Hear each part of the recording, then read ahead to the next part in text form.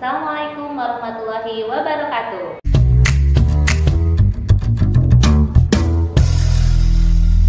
Semangat pagi kawan pajak dimanapun kawan pajak berada. Ketemu lagi dengan kami penyuluh KPP Madya 2 Bandung di acara podcast KPP Madya 2 Bandung, Siniar Madu Bijak, Madya 2 Bandung, Bincang Pajak. Oke, bersama saya kali ini Rahma, penyuluh pajak, ditemani dengan Bapak Susanto. Selamat siang Pak. Selamat siang Rahma. Ya, kali ini kita akan membahas mengenai KUP seri 2 ya. Setelah lanjutan dari KUP seri pertama yang podcast sebelumnya, di seri kedua ini kita akan membahas mengenai pembukuan dan pencatatan untuk tujuan perpajakan ya. Oke, di sebelumnya di seri pertama itu Bapak membahas mengenai tata cara pendaftaran ya dan pelaporan usaha ya. Nah, kita melihat dari siklus kewajiban perpajakan secara umum itu kan pertama daftar ya, daftar, hitung, kemudian lapor, setor dan lapor ya. Nah, setelah kita mendaftarkan diri nih, selanjutnya kita kan harus menghitung pajaknya. Nah, untuk bisa menghitung pajak itu ada nih yang harus kita lakukan ya, yang akan kita bahas tuntas di seri kedua ini, yaitu pembukuan dan pencatatan ya, pembukuan dan pencatatan seperti itu. Oke Bapak, kita nanti ini dibahas di KUP ya, di KUP pasal 28. Jadi ya memang kalau di KUP-nya itu tentang pembukuan itu di pasalnya pasal agak ke belakang. Ya, pasal 28. Jadi setelah pendaftaran pelaporan usaha di awal-awal, sebetulnya harusnya itu kalau secara KUP dia urutannya habis itu SPT. SPT. Sedangkan pembukuan itu di ke belakang-belakang pasal 28. Cuman kan kalau dari segi alur kegiatan wajib pajak kan setelah dia bikin NPWP kan dia terus usaha. Iya betul. Untuk bisa ngitung pajaknya itu kan harus dicatat dulu pembukuan dulu. Gitu. Nah, makanya kita bahas pembukuan dan pencatatan. Oke, baik. Ini ada PMH-nya ya Pak, Peraturan Menteri Keuangan yang membahas tentang pembukuan dan pencatatan ini di PMK 54 tahun 2021 ya. Oke, kita lihat dulu siapa saja sih yang harus melakukan pembukuan atau pencatatan. Jadi kalau ini sebetulnya rincian penjelasan lebih lanjut dari pasal 28 sebetulnya PMK ini tentang pembukuan. Jadi di Undang-Undang KUP itu pasal 28 disebutkan bahwa wajib pajak orang pribadi maupun badan itu yang melakukan kegiatan usaha atau pekerjaan bebas itu wajib melakukan pembukuan. Badan dan orang pribadi yang melakukan kegiatan usaha atau pekerjaan bebas ya.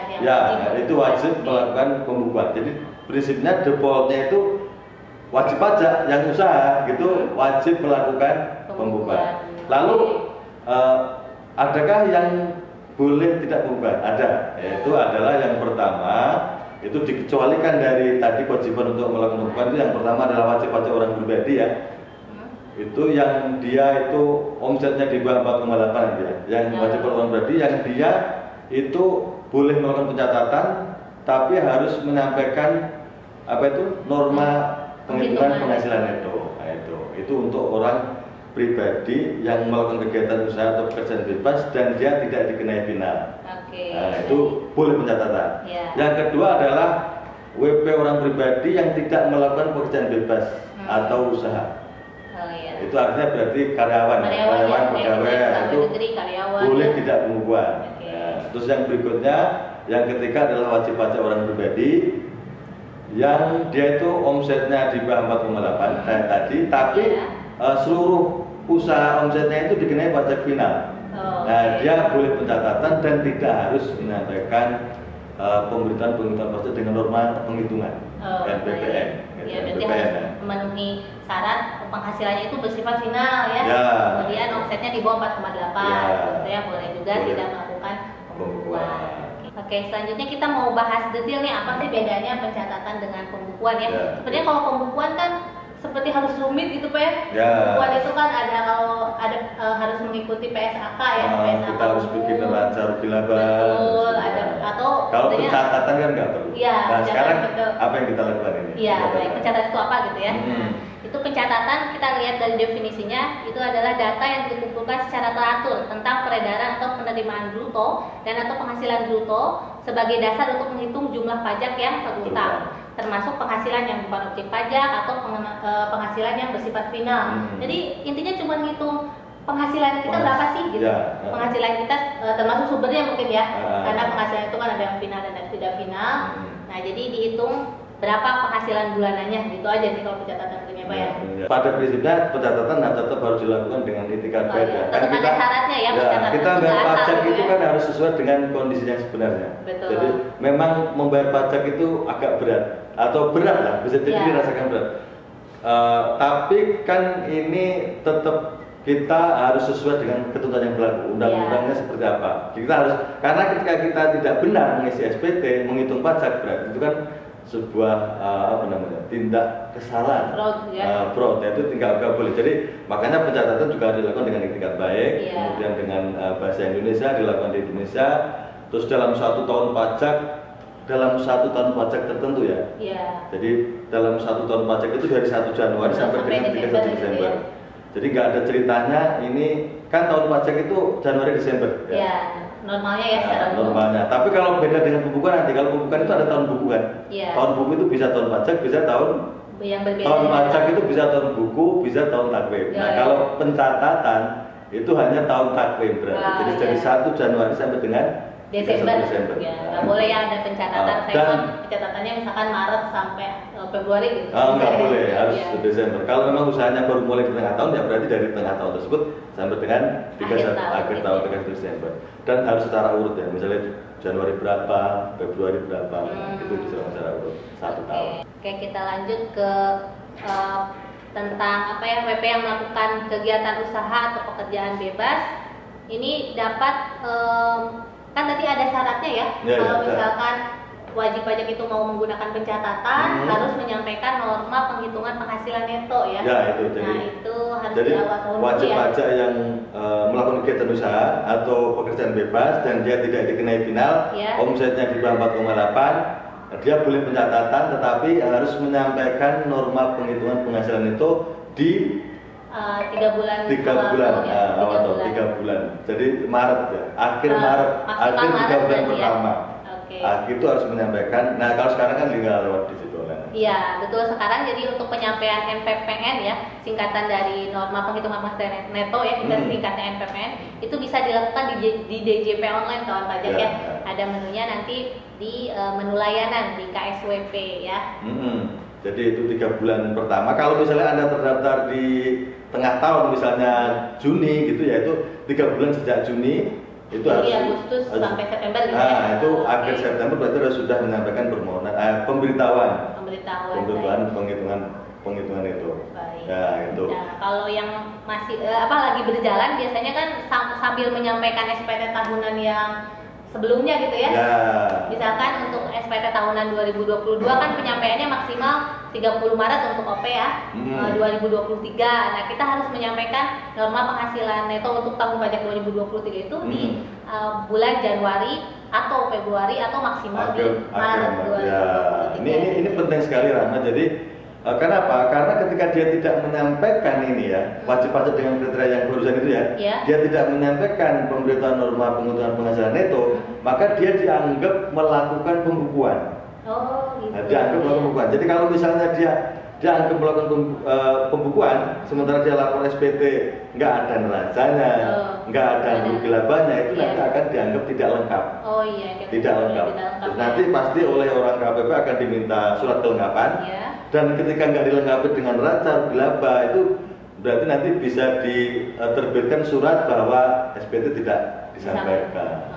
Penting sekali kan. Penting sekali ya, jangan lupa kawan pajak yang memang menggunakan pencatatan, orang pribadi yang menggunakan pencatatan dan menyampaikan NPPN, jangan lupa untuk menyampaikan NPPN ini ya di 3 bulan pertama ya di tahun pajak tersebut. Selanjutnya kita bahas mengenai kalau yang ini, yang final. Yang final. Jadi orang pribadi yang dia 4,8 boleh pencatatan, tapi seluruh omsetnya itu dikenai final. Maka dia boleh pencatatan, nggak perlu menyampaikan pemberitahuan norma penghasilan karena kan dia memang pajaknya itu final. Final ya. Nah, final itu dari omset kan sekarang itu 0,5%. Setengah ya. UMKM macam-macam kalau misalkan orang pribadi yang konsumsi usahanya ya sesuai dengan kan kalau yang contohnya yang UMKM kan dia 0,5%. Itu kan dia kenai final seluruh omsetnya, dia nggak perlu pakai pemberitahuan norma perhitungan penghasilan itu. Oke. Itu boleh pencatatan, tidak harus pembukuan dan tidak harus menyampaikan norma penghasilan penghasilan itu. Oke, mungkin contohnya untuk orang pribadi yang menggunakan NPP yang harus menyampaikan NPPN itu biasanya dokter seperti itu ya Pak? Ya, dokter, kemudian notaris ya biasanya, ya. Kemudian akuntan seperti itu ya. Itu contohnya wajib pajak orang pribadi yang menggunakan NPPN. Terus PDL asuransi biasanya. Oh, asuransi ya, itu pekerjaan bebas ya. Dinas luar asuransi. Oke, baik. Oh, ada yang dibahas lagi di pencatatan ini? Ya paling bahwa pencatatan ini memang bisa dilakukan secara elektronik ya. Sekarang kan zaman modern, jadi boleh dilakukan secara elektronik, boleh ya manual, pembukuan seperti pencatatan seperti biasa. Biasa kita pakai Excel gitu ya kalau ini. Tapi kan sekarang bahkan kayaknya udah ada aplikasi ya. Iya Bapak, udah ada di Dijen Pajak ya, dari Dijen Pajak itu mengeluarkan M-Pajak namanya kawan pajak. Jadi ya bisa di-download di App Store ya. Oh, di Play Store. Jadi Play Store ada. Jadi M-Pajak itu di situ bisa mencatat ada peredaran brutonya. Jadi ini memang tujuannya untuk UMKM ya, untuk membantu memudahkan supaya nggak lupa nih saya omsetnya bulan ini berapa gitu. Jadi sebaiknya memang dicatat bulanan kan, jadi ada aplikasi di handphone yang dipegang terus gitu ya. Jadi kalau misalkan setelah bulan Januari, di Februari kita udah mencatat Januari omset kita sekian, Februari sekian gitu. Itu memang juga masih di akun wajib pajaknya sih. Jadi tidak terlapor, belum terlapor ke KPP, tapi hanya untuk catatan saja, membantu wajib pajak mencatat gitu ya.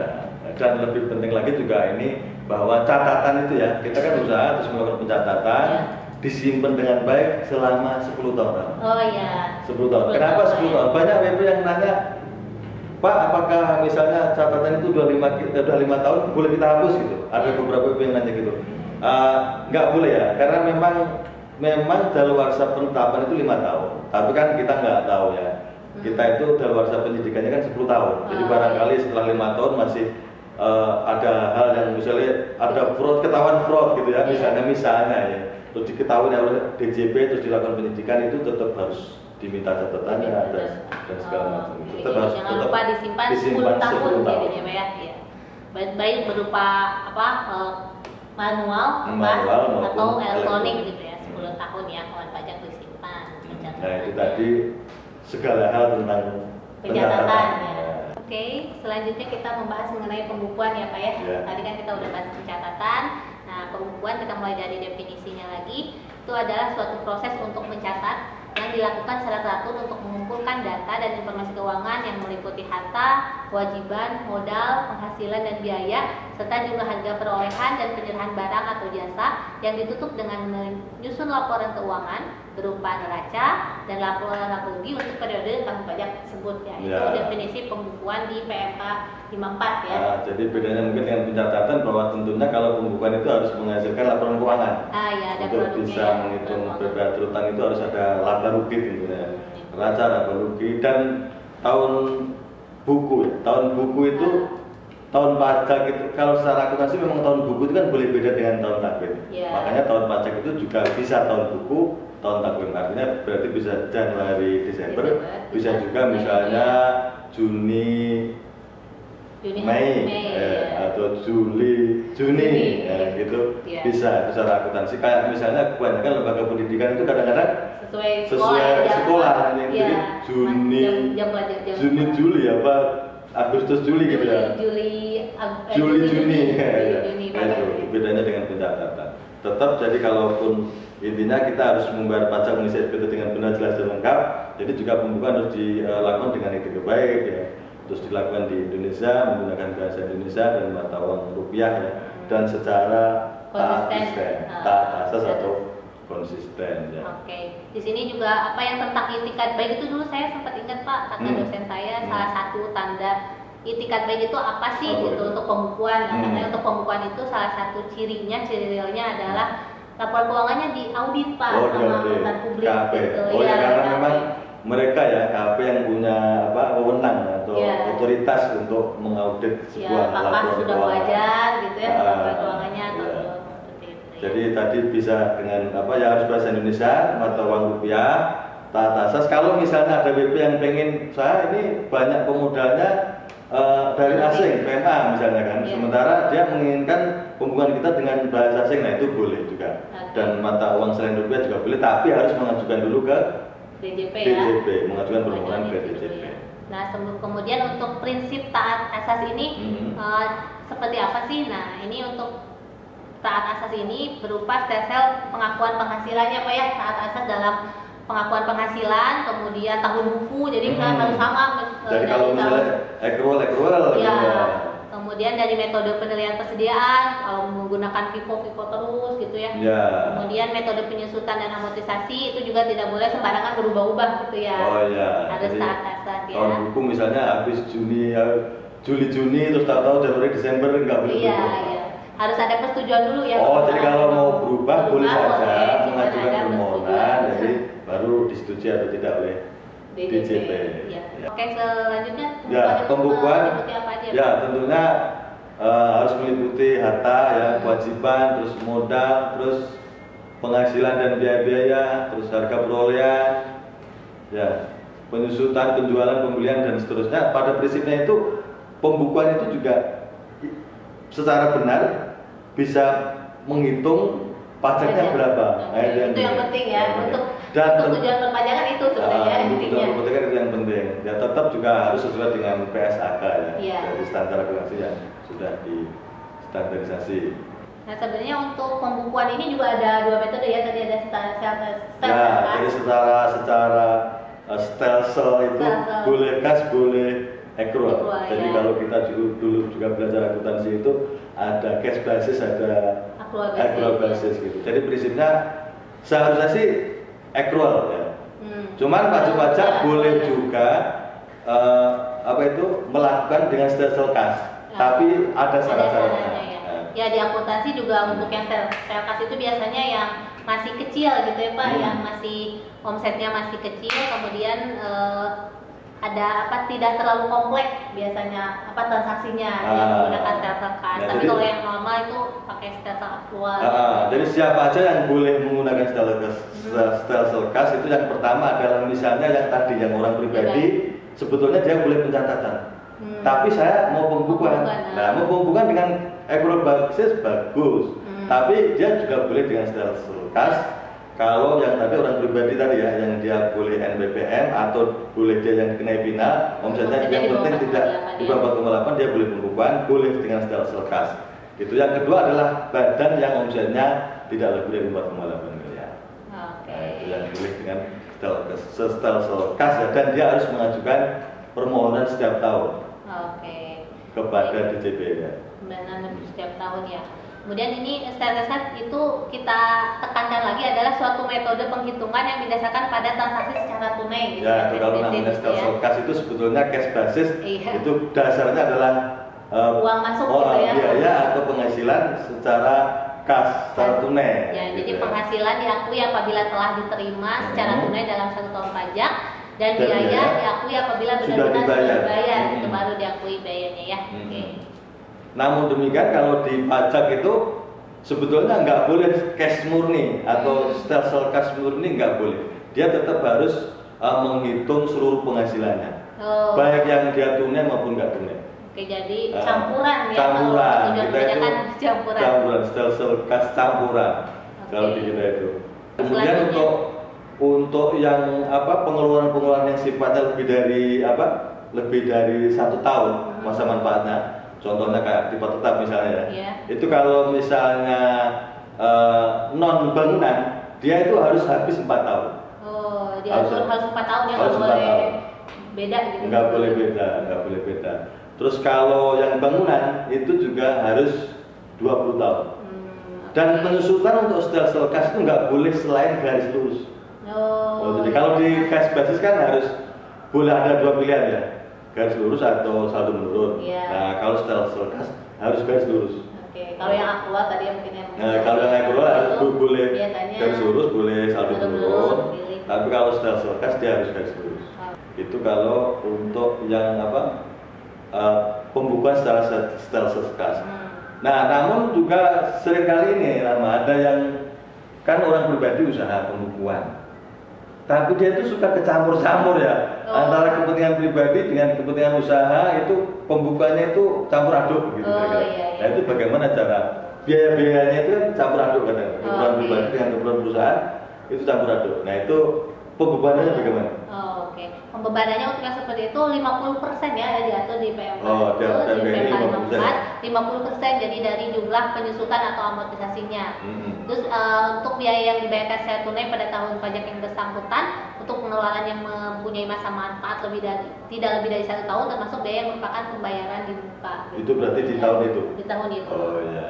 Oke, selanjutnya ini penyampaian pemberitahuan ke DJP-nya untuk penggunaan stempel kas itu sama seperti yang PPN ya. Nah, dari 3 bulan terakhir ya. Oke. 3 bulan terakhir, 3 bulan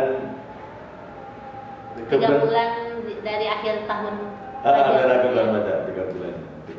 Nah ini untuk pembukuan ini boleh elektronik atau non elektronik? Oh iya, sama seperti pencatatan. Dan juga harus disimpan. Ya, 10 tahun ya sama. Karena menimbang dengan yang tadi bahwa penyidikan itu boleh lebih dari 5 tahun dan jangka waktunya adalah 10 tahun. Ini wajib pajak juga diperbolehkan ternyata Pak melakukan perubahan ya dari stelsel akrual menjadi stelsel kas. Oh ya, boleh. Asal memenuhi syarat yang tadi ya. Nah terus caranya bagaimana ini? Caranya pertama penghasilan dan atau biaya yang sudah diakui saat penggunaan stelsel akrual tidak lagi diakui saat penggunaan stelsel kas. Oh iya, tentunya tidak boleh dibebankan 2 kali dong. Iya. Kemudian penghasilan dan atau biaya yang belum diakui saat menggunakan stelsel akrual tetapi telah memenuhi syarat pengakuan penghasilan dan atau biaya berdasarkan stelsel kas, maka penghasilan dan atau biaya tersebut langsung diakui pada tahun pajak terjadinya perubahan. Oh, jadi ketika dia berubah di tahun itu biaya-biaya yang belum diakui langsung diakui saat itu. Kemudian nilai sisa buku atas harta berwujud dan atau harta tidak berwujud berupa bangunan disusunkan sesuai sisa manfaat sebagaimana dimaksud pada pasal 11 tadi ya. Jadi kalau misalnya dia non bangunan berarti 4 tahun. Kalau bangunan 20 tahun 20 ya. Tahun. Kemudian selain bangunan yang masa manfaatnya kurang dari 4 tahun disusunkan dan diamortisasi sekaligus pada tahun pajak terjadinya perubahan. Oh, sekaligus. Jadi kalau sudah kurang dari 4 tahun dibebankan sekaligus. Ya. Nah, ini mungkin kalau yang sebaliknya. Jadi dia stelsel kas terus ke pembukuan. Akrual. Nah, itu tuh gimana? Ada syarat-syaratnya? Ada syaratnya juga ya, sama ya. Penghasilan dan atau biaya yang sudah diakui saat penggunaan stelsel akrual tidak lagi diakui saat penggunaan stelsel kas. Nah, sekarang untuk yang kebalikannya. Ketika dia tadinya stelsel kas, terus berubah ke stelsel akrual. Gimana ini syaratnya? Oke, syaratnya penghasilan dan atau biaya yang sudah diakui saat penggunaan stelsel kas tidak lagi diakui saat penggunaan stelsel akrual. Nah, sama kayak tadi, intinya tidak boleh dibebankan 2 kali. 2 kali ya, tidak boleh 2 kali ya. Kemudian penghasilan dan atau biaya yang belum diakui saat penggunaan stelsel kas tetapi telah memenuhi syarat pengakuan penghasilan dan atau biaya berdasarkan stelsel akrual, maka penghasilan dan atau biaya tersebut langsung diakui pada tahun pajak terjadinya perubahan menjadi stelsel akrual. Sama kayak tadi, ya, cuma stelselnya jadi akrual. Ya. Oke, kita ke bagian akhir mungkin ya Pak. Tadi kita sudah bahas. Jadi kalau tadi kan harus pembukuan, wajib pajak badan, kita sudah panjang lebar tentang pembukuan. Pembukuan itu accrual basis, cash basis. Wajib pajak boleh cash basis dengan syarat-syarat yang tadi ya. Nah sekarang kalau misalnya wajib pajak dia dari cash basis terus accrual basis itu boleh balik lagi ke cash basis. Nah itu nggak boleh Pak ya di PMK 54 ini tidak diperkenankan ya bagi wajib pajak yang tadinya stelsel kas kemudian pindah ke stelsel akrual kemudian balik lagi ke stelsel kas itu nggak boleh. Jadi kalau selanjutnya akrual terus gitu, akrual basis terus lagi. Oh iya, seterusnya gitu ya. Kalau yang untuk orang pribadi tadi kan boleh pencatatan. Ya. Tapi saya pengen pembukuan misalnya kan. Iya. Pengen pembukuan supaya lebih rapi, supaya lebih keren lah kira-kira gitu ya. Itu boleh lagi pencatatan nggak? Ya itu juga tidak boleh Pak. Oh nggak boleh. Jadi tidak boleh ya untuk yang tadinya pencatatan. Ya kayaknya kalau dari pembukuan ke pencatatan kan naik kelas gitu ya. Jadi nggak boleh turun kelas. Degradasi. Degradasi ya. Betul seperti itu ya. Itu diatur di PMK 54-nya ya di akhir di pasal terakhir gitu ya di PMK 54. Oke baik Bapak, kita mungkin sudah sampai ke ujung acara nih. Sudah kita ambil kesimpulannya aja nih. Kesimpulannya yang pertama, jadi untuk dapat menghitung pajak penghasilan itu itu wajib pajak harus melakukan pembukuan ya, atau pencatatan gitu untuk bisa menghitung pajak saya berapa gitu ya, itu dasarnya. Betul. Oke, selanjutnya pembukuan itu wajib dilakukan ya oleh semua wajib pajak badan tanpa kecuali. Iya, kalau yang jadi kesimpulannya kalau yang badan itu mau nggak mau pembukuan. Iya, wajib ya untuk yang perusahaan ya. Nah, untuk pembukuan itu bagi orang pribadi tidak wajib Pak ya, kalau untuk orang pribadi. Ya, tidak wajib. Kecuali ada pengecualinya, tapi yang wajib melakukan pembukuan untuk OP yang seperti apa nih? 4 di atas 4,8 tentunya. Oke, Ya, jadi ya, omsetnya kalau orang pribadi sudah di atas 4,8 dia wajib pembukuan. pembukuan ya, jangan lupa kawan pajak. Kemudian untuk pembukuan itu minimal ada laporan keuangan ya, berupa laba rugi dan neraca ya. Kemudian ya tentunya dengan laba rugi dan neraca itu sudah bisa dihitung ya pajaknya nantinya ya. Betul juga. Kemudian yang terakhir bagi wajib pajak orang pribadi nih yang menggunakan pencatatan, jangan lupa untuk menyampaikan norma penghitungan penghasilan neto ya di DJP online ya. Yang tidak final ya. Yang tidak final wajib, karena kalau nggak menyampaikan dia akan dianggap pembukuan. Seperti itu. Ya, jadi sekali lagi kalau pajak itu poin-poin penting yang harus diperhatikan. Ya. Nah, saya juga mungkin ada sedikit pesan ya bahwa wajib pajak badan itu seluruhnya harus pembukuan. Dan wajib pajak orang pribadi yang di atas 4,8 wajib pembukuan. Nah ini jadi kawan pajak semua, kadang-kadang kalau saya pengusaha kan kadang-kadang belum tentu orang yang ngerti akuntansi ya. Saya direktur atau pemegang saham, usaha saya besar, belum tentu saya orang teknik misalnya, orang teknik mesin atau orang teknik apa itu. Misalnya saya ngertinya cuman bikin kain, garment dan seterusnya. Tapi kalau pembukuan itu aku nggak ngerti misalnya. Nah itu kawan pajak semua harus mau nggak mau sih hire pokoknya sarjana akuntansi ya. Atau paling tidak minimal diploma akuntansi lah. Ini kan mereka yang mengerti akuntansi, mereka yang bisa melakukan pencatatan dan pembukuan dengan baik. Nah itu jadi ya mau nggak mau harus seperti itu supaya kita bisa mencatat kegiatan usaha kita, membukukan penghasilan kita dengan baik, kemudian bisa melaporkan SPT dengan benar, jelas dan lengkap. Itu penting sekali untuk penerimaan negara. Karena pajak itu saya sering ibaratkan sebagai darah ya. Kalau darah kita mengalir dengan baik, itu maka badan kita akan sehat. Demikian juga dengan pajak. Pajak kuat maka Indonesia maju. Kemudian usaha juga lancar. Betul sekali. Iya. Baik kawan pajak, demikian podcast KUP seri 2 kali ini. Sampai ketemu lagi di seri berikutnya ya. Jadi kalau ada pertanyaan silakan komen di sini. Komen di akun kita YouTube ini. Ya, dan kalau bermanfaat silakan di-share dan like subscribe. Oke. Baik, terima kasih. Assalamualaikum warahmatullahi wabarakatuh.